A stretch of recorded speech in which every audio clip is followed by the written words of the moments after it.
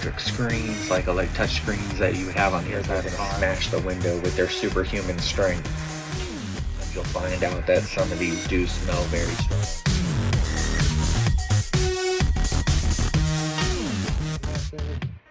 You think you are?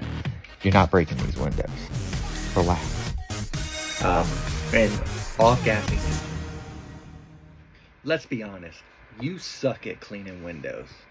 But why do you suck at cleaning windows? Whenever I go and teach classes on detailing, like the basics 101, windows is always the hardest part. There's a lot of people who say they just don't like doing windows.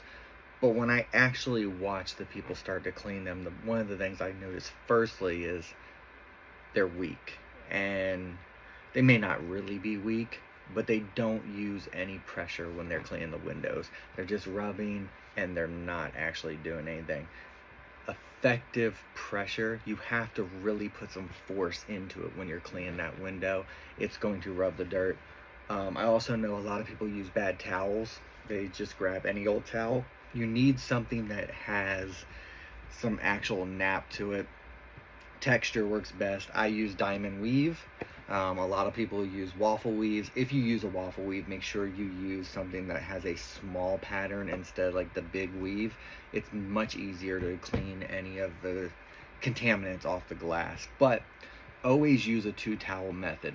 Soak your first towel almost to the point where it's dripping.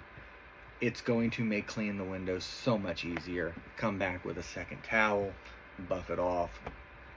I'll do some how-to videos showing different glass cleaners that we are using.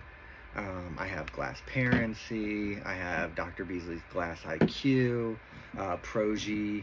I'm even gonna do some with Windex, and then Optimum No Rinse and Water, Alcohol and Water. Just some different tests to show you that it's not really the product that's the problem, it's your technique. So stay tuned, it's gonna be fun.